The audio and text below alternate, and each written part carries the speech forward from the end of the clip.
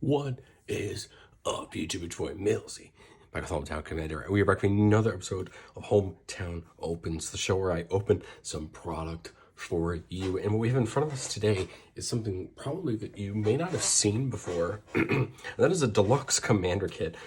This is a product that's currently being sold in Costco, which is a American bulk store. And if you've been on Magic the Gathering Reddit at any time recently, you've probably seen something or some sort of variation of this.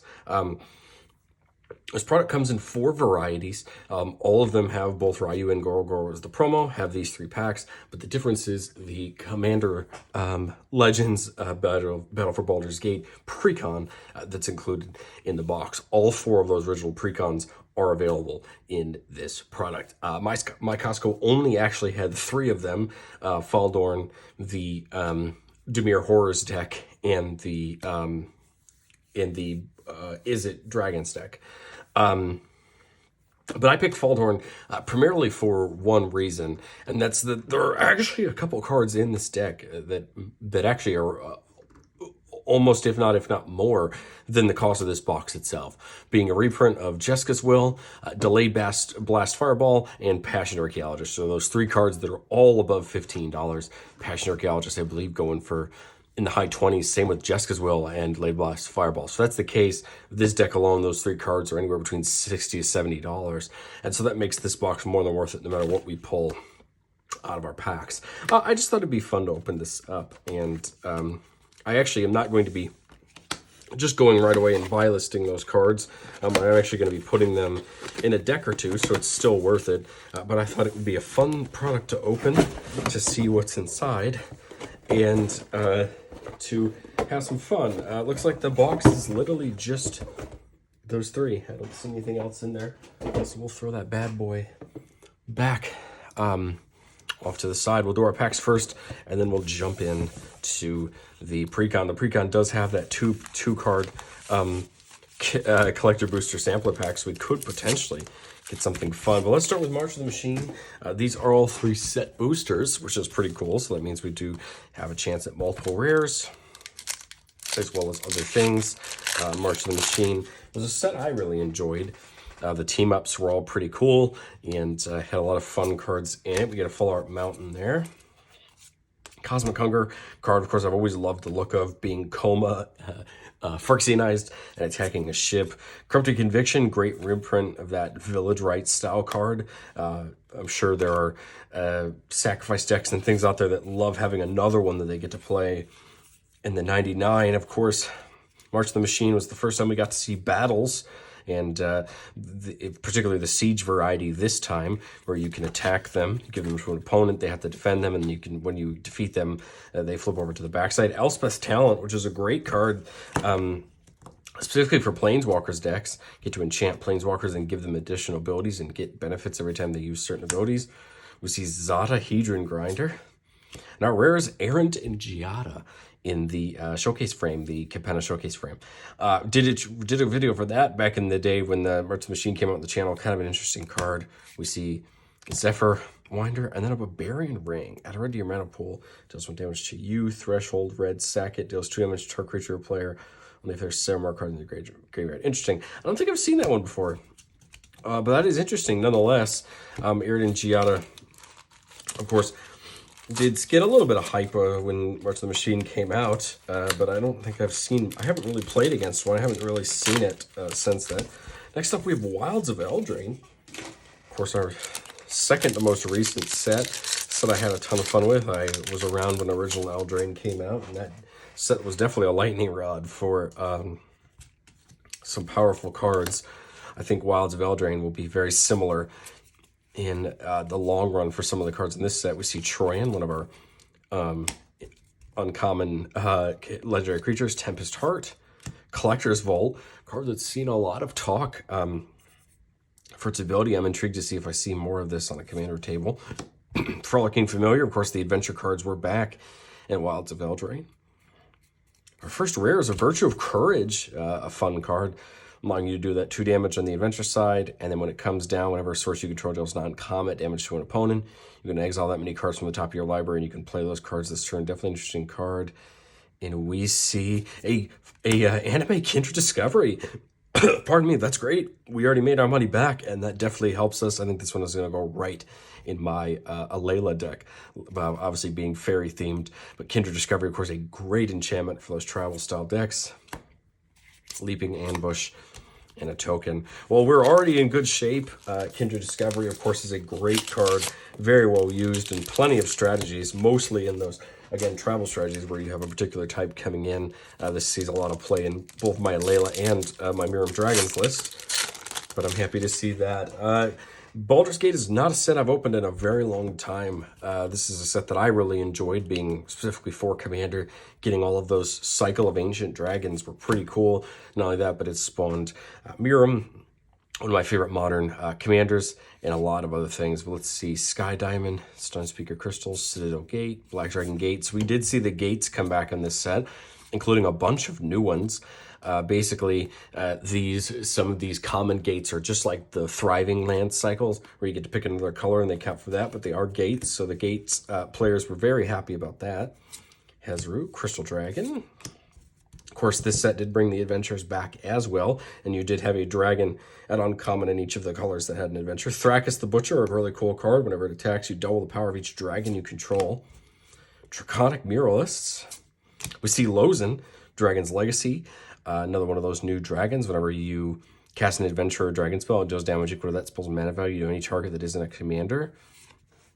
We see Bane, Lord of Darkness, one of the gods they introduced in the set. I do believe we get a foil etch card as well, but we'll see what that is here in a second. Feywild Visitor, of course, the backgrounds were the very important part of this set. Could be paired with a legendary creature that says choose a background as kind of a pseudo partner mechanic, or also can go right into your deck and buff your commander when it's out.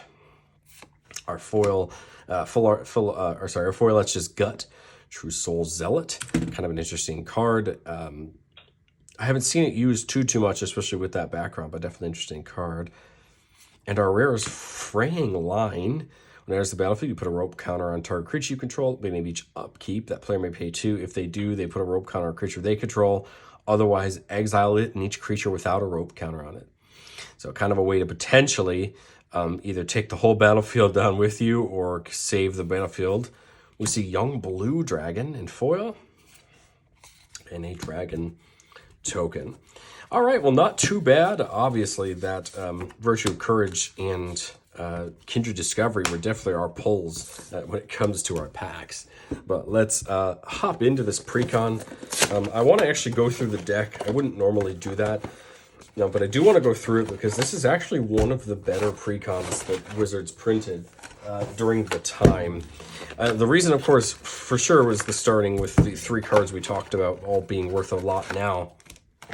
But this deck actually also had some really good reprints in it. Seeing a reprint of 3 Visits and Nature's Lore in the deck and a couple other cards. But let's get into our sampler booster first. I can already feel it a little bit pringly. Let's see how these cards look. They've definitely pringled hard, so I can feel how bent they are. We have Millzy, True Sword Paladin, a card that I really like the look of for an aura style deck. Whenever an enchanted creature attacks one of your opponents, gets +2/+0 and trample. Whenever an aura is put into your graveyard from the battlefield, you can exile it and play it until the end of your next turn. And then we have Marching Duodrone, a card that I don't recall, but it says whenever it attacks, each player creates a treasure. But Millzy's a ton of fun. I think it's a fun card, and it's definitely been a thought for me for my Elevere deck to potentially turn into Millzy, just because of the adding red and some of the cards we get in red, mainly for a few creatures, but things like Chishiro or other red-green cards. But there you have Faldorn, the leader of this deck. Whenever you cast a spell from exile or a land enters the battlefield under your control from exile, we make a wolf. And then you can pitch a card, exile the top card of your library, and play it this turn. The alternate commander is Durnan of the Yawning Portal. Whenever it attacks, look at the top 4 cards of your library. You can exile a creature card from among them. Put the rest on the bottom of your library in any order. For as long as that card remains exiled, you may cast it. The spell has Undaunted. And it, in order to be the commander of the deck, has to be paired with that Passionate Archaeologist. Commander creatures you own have whenever you cast a spell from exile, it deals that damage equal to that spell's mana value to target opponent. So of course, like I said, Passion Archaeologist being one of those very important cards that got its only printing here, although it could be pulled in those Baldur's Gate collectibles as well. Of course, not only do you get Command Tower and things like Rain Signet, but we did see a reprint of Nature's Lore, a very important green ramp spell. Beast Within, of course, Cultivate, Explore, Kadama's Reach. So just right here, you have a great package of green ramp and general green spells. Sakura Tribaler, Steve for a little bit of ramp. 3 visits, the other big reprint from the deck. The card still sits at, I believe, $5 or $6. So it got reprinted in the main set and in this deck. Of course, Soul Ring, always worth a few dollars on its own. Delayed Blast Fireball, there's the other one. Deals 2 damage to each opponent and each creature they control. If it was cast from exile, though, deals 5 damage to each opponent and each creature they control instead. And here's where we get into some of the new cards. Nal Feshni has been definitely played in a lot of these exile spells decks, or in the, I think, the demon decks as well. You can cast a spell from exile. Whenever you cast a spell from exile, you copy it. You can choose new targets for the copy. If it's a permanent, copy gains haste, and beginning of the end step, sack it. Green Slime has the ability to come in and hose a activated or triggered ability. Journey to the Lost City played on that D20 mechanic that was in this deck. Tillinolly Hunter can get you a card from your graveyard to play, and then once per turn you can pay 0 rather than pay the mana for the first creature spell you cast from exile. So of course, really took advantage of either foretelling or playing creatures out of exile when you get them in there with different cards. Venture forth, exile cards on the top of your library until you exile a land card, put that onto the battlefield and the rest on the bottom, and then exile with 3 time counters on it. So we just keep getting lands. Saber's Tome, whenever it comes in, you take the initiative, add a colorless. If you have the initiative, add double instead. And then 3 in a tap, exile cards from the top of your library until you non-land card. You may play that card without paying its mana cost. Activate only if you've completed a dungeon, so taking advantage of that dungeon type stuff. And then Aurora Phoenix, Cascade, and whenever you cast a spell with Cascade, return it from your graveyard to your hand. Probably good in those Averna or your Yidris style Cascade decks. Of course, seeing that reprint of Atali. Of course, there's the big one in Jessica's Will. Lelia, I think, still goes for a couple dollars in its own, which is a great card. Arbrest the Hidden. Warstorm Surge, always worth a little bit. Same thing with that Wild Magic Sorcerer. The first spell you cast from exile each turn has Cascade. That is important for some strategies, of course, and I believe that was this set was its first printing. Get Battle Mammoth Enray's Foreigners, Zuri's Predation, great board wipe that also makes tokens. Good to see Lovestruck Beast to get a reprint here, since it has an adventure. Managorger Hydra, classic green creature growing every time your opponent casts a spell. Return of the Wild Speaker, a fun buff spell from the original Wild Eldraine set. Sweet Grum Recluse has that Cascade. We got 2 Planeswalkers in the deck. Vivian, Champion of Wilds, letting you cast your creature spells as though they had flash. And then Xenagos the Reveler, +1 gives you a mana for each creature you control. On the 0, you make a Satyr. Or on the -6, you exile the top 7 cards of your library. And you can put a number of creature cards or land cards from among them onto the battlefield. Escape to the Wilds feels right in a deck like this. Exiling you the top 5, letting you play them and playing an extra turn, or an extra land.